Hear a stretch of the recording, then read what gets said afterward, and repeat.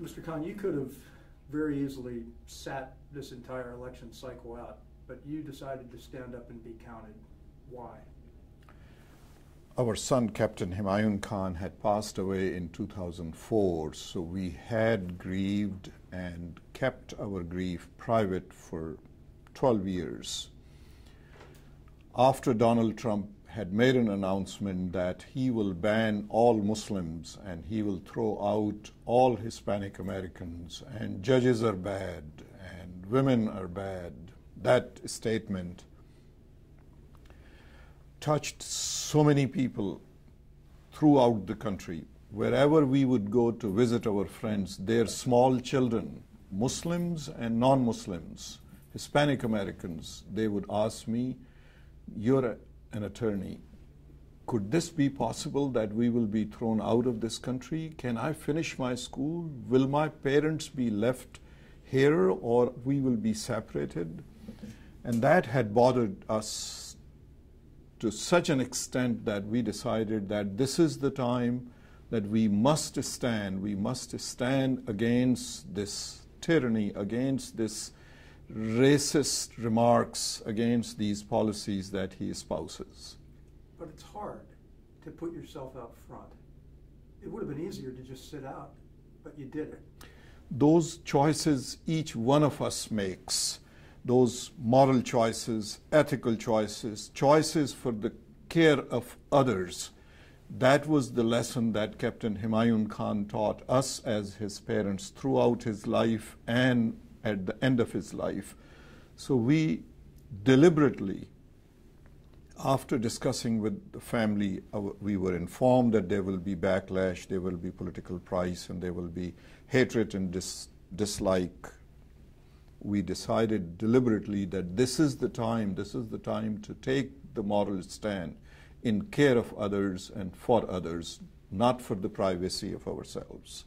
After you spoke at the Democratic National Convention, were you hoping that Donald Trump would see the light, but then instead he doubled down? How did you react? We have seen his behavior, his rhetoric, his mentality, his inability to comprehend the capacity and the capability of the office that he sought. So we were fully cognizant of his inability, but there is always some hope that our Creator has made us redeemable. But this person showed no such quality at all. As the campaign has played out since this summer, and we're now just less than 2 weeks away from the election, do you have any hope that he might see the light, or do you think that we've seen what he is and this is the fellow he's going to be? I think we have come too far for him to see the light. I'm going to make a very profound statement to you, and that profound statement is that I address Republicans, patriot Republicans, and all Republicans. I address independents, and I address all those that have been reluctant to vote, that this is, America is at crossroads in this election. And here is something that every patriot citizen should ponder before deciding not to vote or vote for Donald Trump, that he has proven himself temperamentally unable to carry the burden of this office. And this office is not only the office of the president, but this office is office of the commander-in-chief of the armed forces. There is no other office that has that capability of ordering the nuclear attack. This person temperamentally unfit to have that power in his hand, because once launched, these nuclear attacks cannot be averted. There are no checks and balances. This is the only office that has that authority. And in today's environment, just imagine if there is a hacker attack and a false warning is given. Is this person capable of judging, deciding, and figuring out what course of action to take by his behavior for 16 months and even prior to them. Look, presidents are not born in the year of the election. Presidents, it's the accumulation of the entire life of the person and the experiences of the person. And this person, Democrat, then Republican, then wanting to run for the president. On the other hand, we have a qualified, historically more qualified, most qualified, balanced, experienced candidate. And Secretary Clinton's experience in Senate, in the Armed Services Committee, as Secretary of State, has uniquely qualified to lead us in these times at this crossroad of election. And I urge all Americans to pause for a moment before they vote, because Secretary Clinton's entire career is in front of us. A balanced, a deliberate, a knowledgeable, an experienced person ready to lead this nation, versus Donald Trump, that had, through his rhetoric, through his policies, announced policies, has created an environment of division, a racist environment. We, under Donald Trump's leadership, will continue to remain divided and continue to go in different directions, where this country at this time, the rest of the world is watching us. Every step that we take, we will never recover.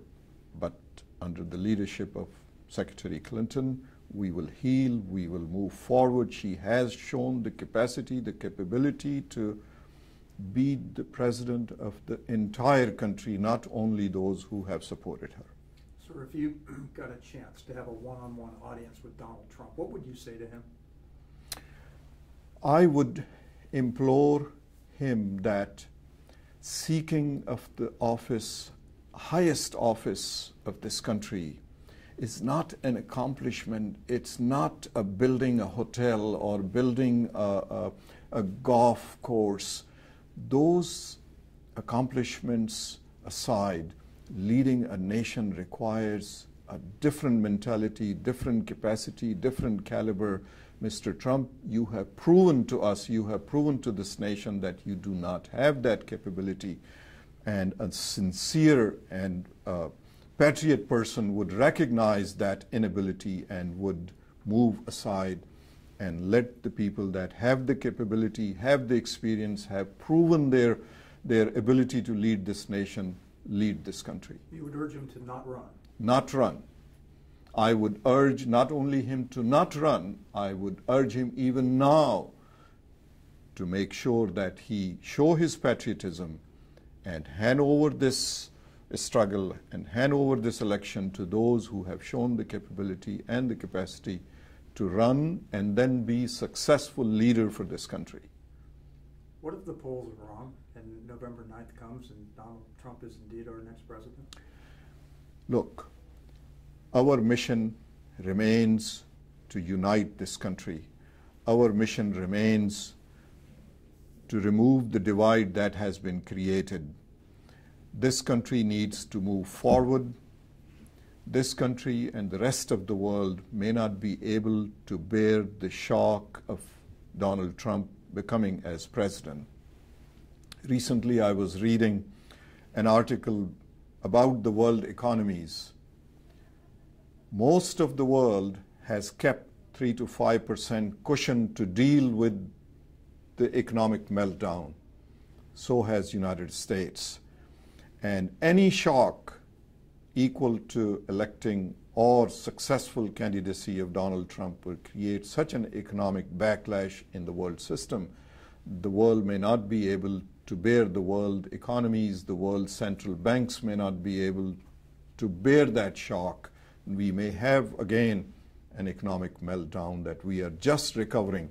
Remember the day President Obama took the office, what was the unemployment rate, where we stood and where we are today.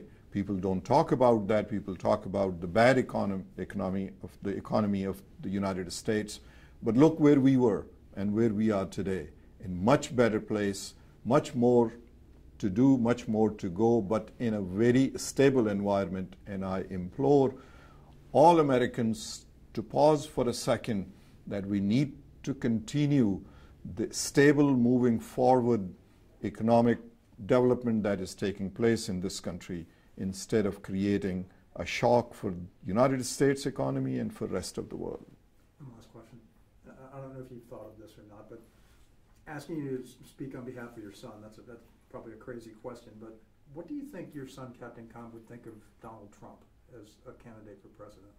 Well, we have, it was under his grace, under his light, that we stood and we said what we said before, and we have continued to speak. Most of it, generally speaking, people say that parents train and teach their children, but in Captain Humayun's case, it has been otherwise.